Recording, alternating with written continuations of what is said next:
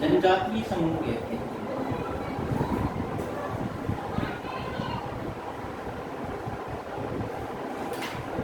जनजातियों लोगों का आधुनिक काल से कोई संबंध नहीं है। वो आज भी अपना जीवन शिकार करके, पशु पाल के, आदिम ढंग से कृषि करके अपना जीवन यापन करते हैं। ये लोग सामाजिक रूप से इनमें घनिष्ठ संबंध पाया जाता है, शारीरिक रूप से मजबूत होते हैं और इनका प्रमुख व्यवसाय है शिकार करना और कृषि करना। जनजातियों में आज हम पढ़ेंगे एस्किमो।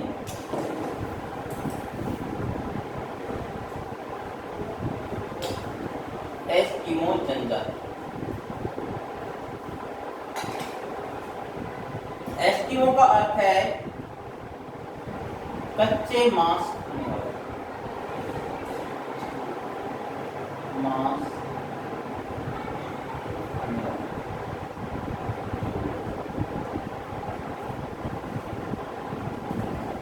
कच्चा मांस खाने वाले। एस्किमो जनजाति मुख्य रूप से कनाडा, ग्रीनलैंड, अलास्का में पाई जाती है, अर्थात इनका प्रमुख निवास क्षेत्र है ठंडे प्रदेश।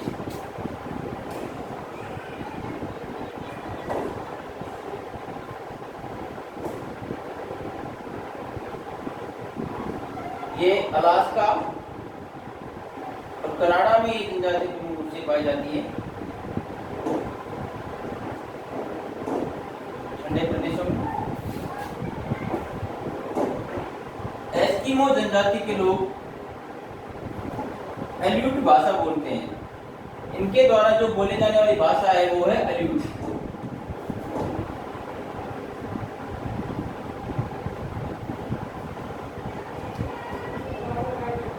एल्यूट इनके द्वारा बोले जाने वाली भाषा है एल्यूट है।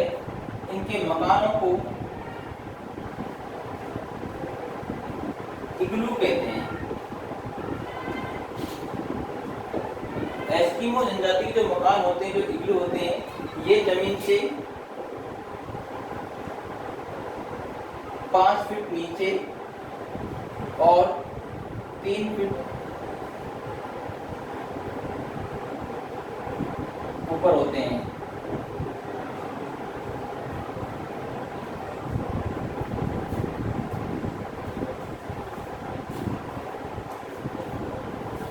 इनकी आर्थिक क्रियाकलाप,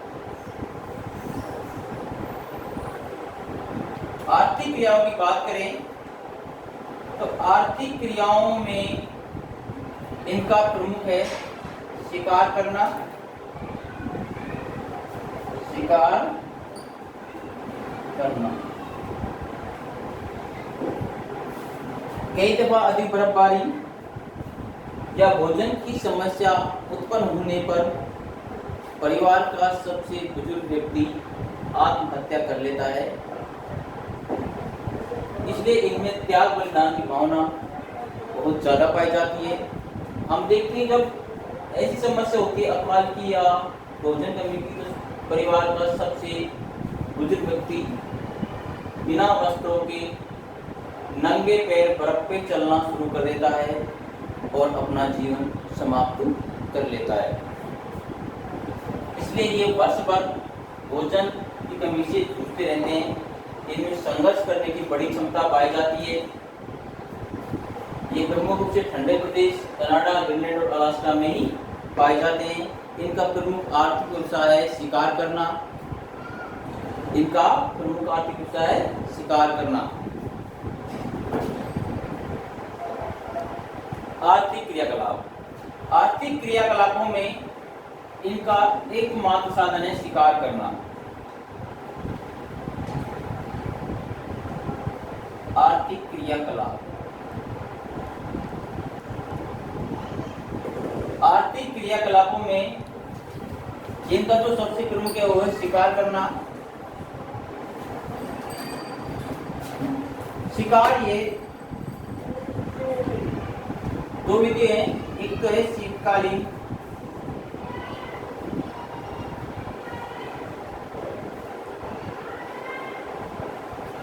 और दूसरी है बसंतकालीन।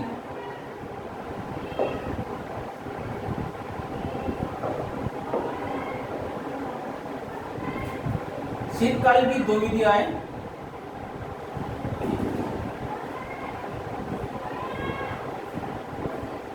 मऊपाक और इतुरपाक। इतुरपाक मऊपाक में क्या होता है? मऊपाक में मऊपाक का अर्थ होता है प्रतीक्षा करना।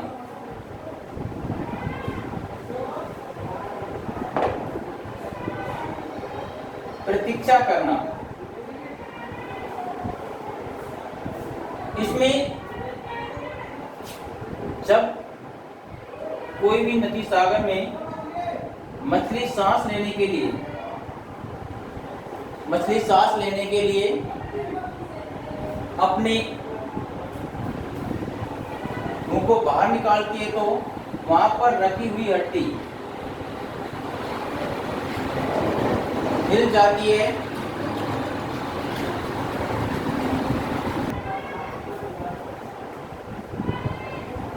मऊपाक का होता है प्रतीक्षा करना। इसमें क्या होता है, जब मछली अपने मुंह को सांस लेने के लिए बाहर निकालती है तो एक भाले नुमा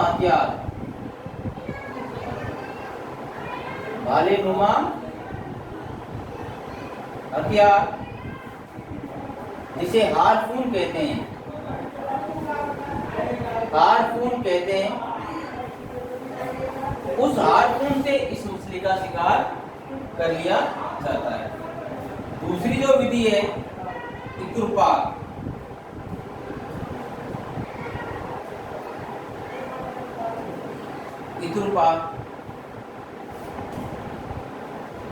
इसमें क्या होता है, दो छिद्र होते हैं, एक छिद्र में से मछली को चारा डाला जाता है। सील मछली को, इनका प्रमुख जो भोजन है वो सील मछली है, उसको चारा डाला जाता है, मतलब भोजन डाला जाता है। और जब उस भोजन को करने के लिए मछली बाहर आती है तो हार्पून से दूसरे छिद्र से उस पर प्रहार करके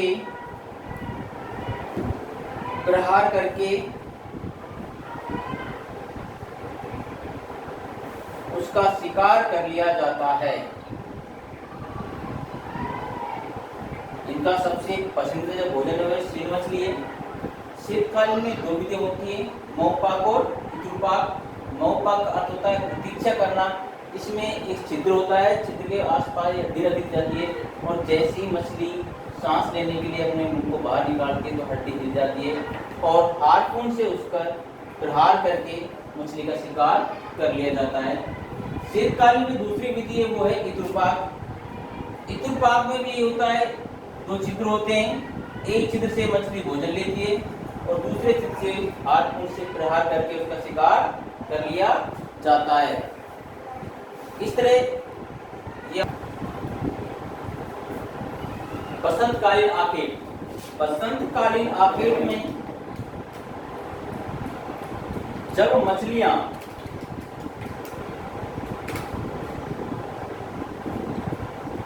सांस या धूप लेने के लिए बाहर आती है तो हार्पून से उनका शिकार कर लिया जाता है। जब थोड़ा मौसम खुलता है तो मछलियां नदी तट पर धूप सेकने के लिए आ जाती है और हार्पून से उनका शिकार कर लिया जाता है। ग्रीष्मकाल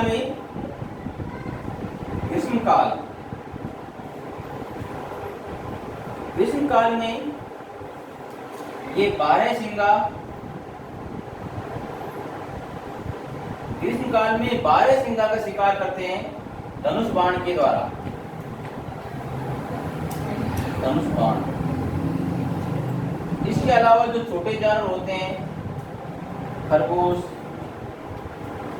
इनका ये छोटे भाले से फेंक कर शिकार करते हैं ग्रीष्म काल में। इनका जीवन में सील मछली का बड़ा महत्व है। सील मछली का बड़ा महत्व है।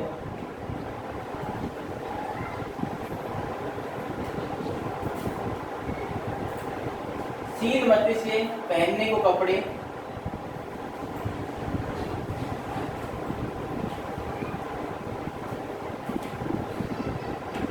भोजन व आवास सामग्री प्राप्त होती है।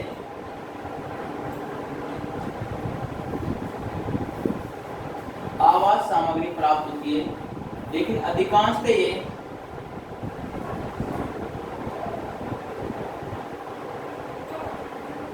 कैरिबो की खाल के बने कपड़े पहनते हैं।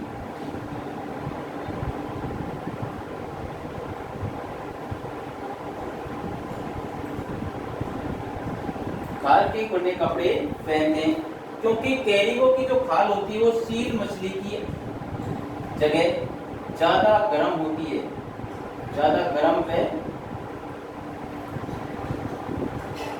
नरम होती है।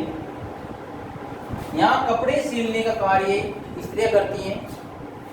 यहाँ स्त्री और पुरुषों के कपड़े एक जैसे ही होते हैं। यहाँ स्त्री एवं पुरुषों के कपड़े एक जैसे होते हैं और इनका जो सिलने का कार्य कौन करती है? स्त्री।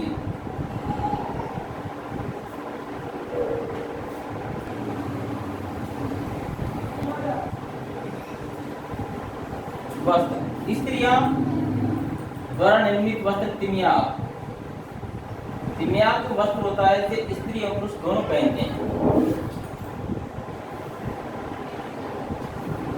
तिमियाक स्त्री व पुरुषों द्वारा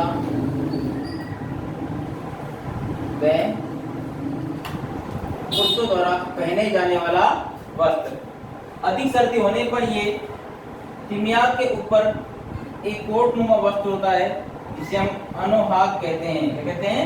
अनोहाक। तिमियाक के ऊपर पहने जाने वाला वस्त्र अनोहाक। कौन सी जाति? एस्किमो। अधिक सर्दी पर ये अनोहाक पहनते हैं। और सील मछली की खाल से बने जूते, सील मछली खाल से बने जूते जिन्हें मुकलुक्स कहते हैं। क्या कहते हैं? मुकलुक्स। ये सील मछली खाल से बने हुए जूते होते हैं। और चमड़े की बनी नाव,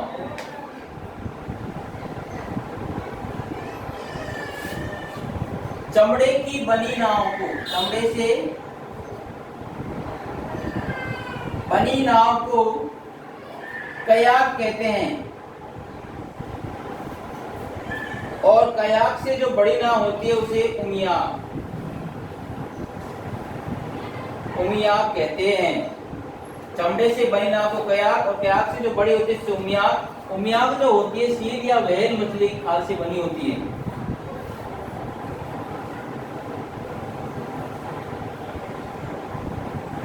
इनके जो मकान होते हैं वो कुछ इस तरह होते हैं।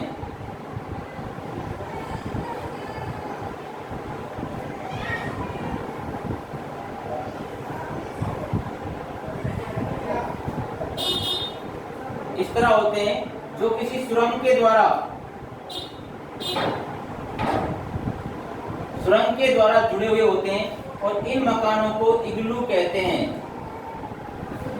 जमीन के नीचे बर्फ को काटकर 3 या 5 फुट नीचे बढ़ाए जाते हैं ताकि ठंड से बचा जा सके।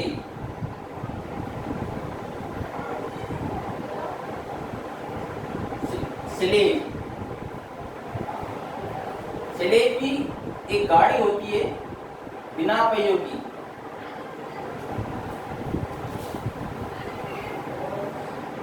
बिना पहियों की गाड़ी जिसे कुत्तों या रेंडियर द्वारा खींचा जाता है, स्लेज, उसको ये परिवहन के रूप में काम में लेते हैं। इनके अधिकांश उत्सव ग्रीष्म काल में मनाए जाते हैं। क्योंकि ठंड बहुत होने के कारण अधिकांश थोड़ी सी मौसम में खुलावट आ जाती है, ठंड कम पड़ जाती है, तभी अपने ये सारे त्योहारों को मनाते हैं। ये पूजा पाठ देवी शक्ति में विश्वास करते हैं। बहु प्रथा, बहुपत्नी प्रथा पाई जाती है। बहुपत्नी प्रथा, यहाँ पर उसको एक से अधिक पत्नी रखने की स्वतंत्रता है, छूट है, कितनी ही शादी कर सकता है यहाँ। दूसरी है पितृवंशीय, यहाँ परिवार पितृवंशीय पाया जाता है। पितृसत्तात्मक बोले तो त्योहार, मेले, उत्सव,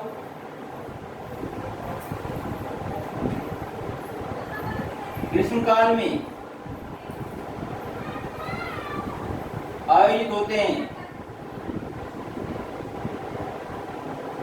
ये लोग जादू टोने पे विश्वास करते हैं। जादू टोने में विश्वास, ये सब बातें एस्किमो जनजाति की विशेषता हैं और बाकी हम अगले वीडियो में आपको पढ़ाएंगे।